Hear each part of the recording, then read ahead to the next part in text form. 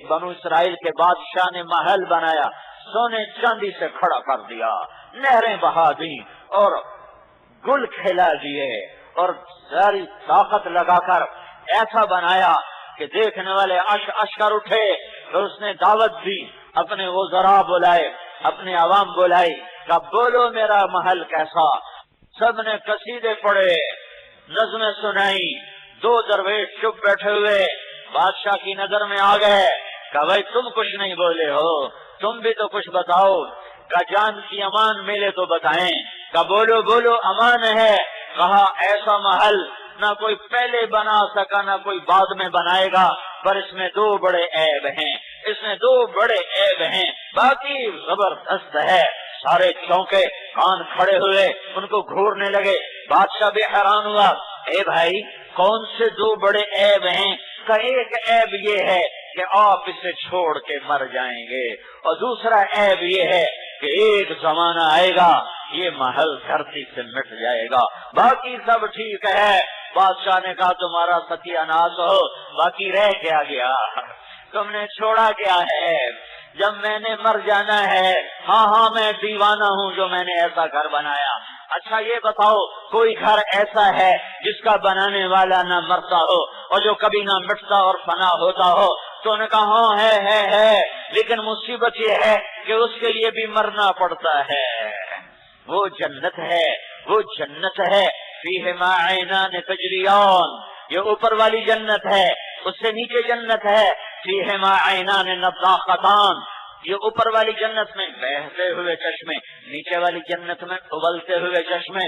اوپر والی جنت میں فیہما عینان تجریان، پہلے ذواتا افنان اور وہ مدہامتان۔ اوپر والی جنت ذواتا افنان، نیچے والی جنت مدہامتان، سرسبز۔ اوپر والی ذواتا پھلدار پھولدار، ٹہنیاں بھی، پھول بھی، پھل بھی، نظارے بھی، جمال بھی، کمال بھی، لا زوال بھی، بے مثال بھی، لا جواب بھی، ذواتا افنان۔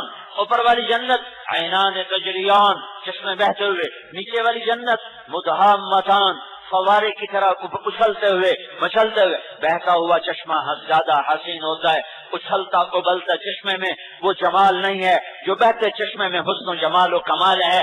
اوپر والی جنت فیہما من کل فاکہۃ زوجان، نیچے والی جنت فیہما فاکہۃ ونخل ورمان۔ اوپر والی جنت متکئین علی فرش بطائنها من استبرق وجنى الجنتین دان، نیچے والی جنت متکئین علی رفرف خضر وعبقری حصان۔ اوپر والی جنت فیہن قاصرات الطرف لم یطمثہن انس قبلہم ولا جان، نیچے والی جنت فیہن خیرات حسان۔ اوپر والی جنت کأنہن الیاقوت والمرجان، نیچے والی جنت حور مقصورات فی الخیام۔ اور ایک چیز میں آ کے دونوں کٹھی، لم یطمثہن انس قبلہم ولا جان۔ اور اوپر میرے رب کا اعلان، فبأي آلاء ربکما تکذبان۔ ایک فردوس ہے، ایک نیچے ہے، یہ نیچے والے جنتی خود پی رہے ہیں۔ ایک فردوس ہے، وہاں پلایا جا رہا ہے، اور پھر فردوس میں بھی ایک فردوس ہے، پھر فردوس کی بھی فردوس ہے جسے میرے اللہ نے اپنے ہاتھوں سے بنایا ہے۔ ایک اینٹ موتی، ایک یاقوت، ایک زمرد، مشک کا گارا، زعفران کی کھاد، اور اپنے عرش کو چھت بنایا ہے۔ یہاں بڑے VVIP لوگ ہوں گے، بڑے VVIP، اور تمہیں پتا وہ کون ہوں گے؟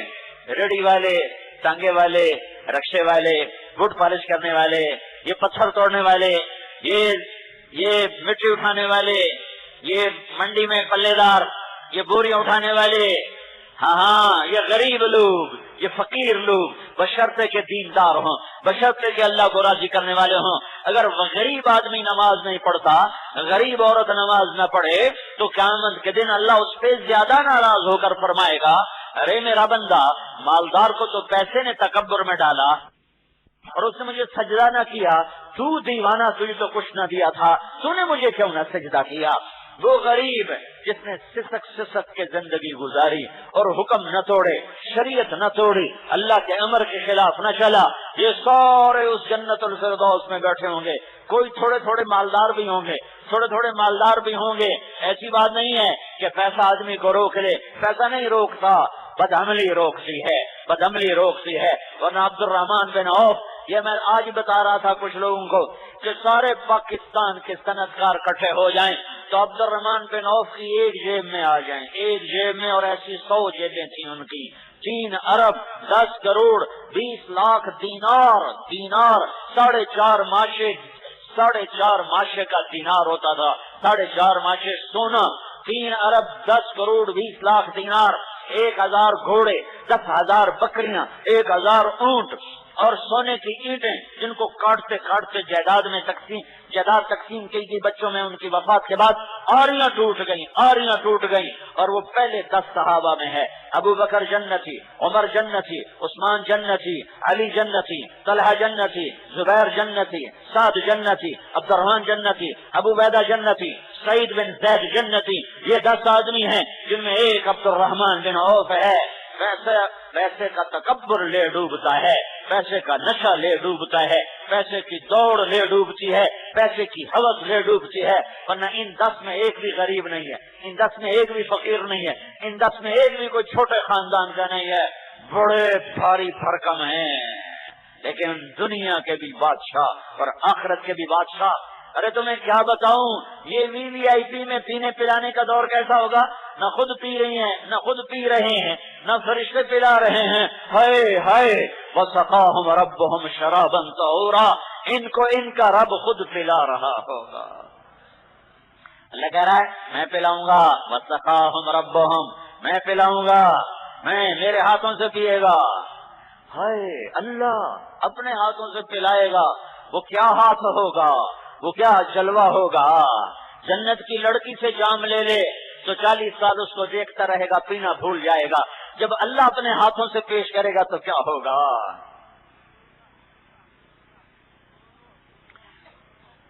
یہاں روکا ہے پاک دامن رہے کہ زوجناہم بحور عین، جنت کی لڑکیوں سے تیرا نکاح کرنے والا ہوں جو پاؤں سے لے کر انگوٹھے تک زعفران سے بنی ہے، گھٹنے تک، پاؤں سے لے کر گھٹنے تک زعفران، گھٹنے سے چھاتی تک مشک، چھاتی سے گردن تک عنبر، گردن سے سر تک کافور، اور اس کا قد 60 ہاتھ ہے کہ تم بھی یعنی 130 فٹ کی، 130 فٹ کی، 130 فٹ. تمہارا بھی قد 130 فٹ، اس کا بھی 130 فٹ، اور اس کے سر کے بال سر سے اترتے ہوئے پاؤں کی ایڑیوں تک چلے جائیں گے. 130 فٹ لمبے بال ہوں گے اور ان میں موتی پروئے ہوں گے. اور زیادہ نہیں، ایک بال توڑ کے، زیادہ نہیں، ایک بال توڑ کے دنیا میں ڈال دو تو ساری دنیا میں خوشبو پھیل جائے گی اور ساری دنیا میں روشنی پھیل جائے گی. سطع نور فی الجنہ، جنت میں نور کی چمک اٹھی. فرفعوا ابصارهم، لوگوں نے آنکھیں اٹھا کے دیکھا یہ نور کیسا ہے. پتہ چلا فاذا هو من صغر حوراء ضحكت في وجه زوجها، پتہ چلا کہ ایک عورت اپنے خامند کے سامنے مسکرائی ہے.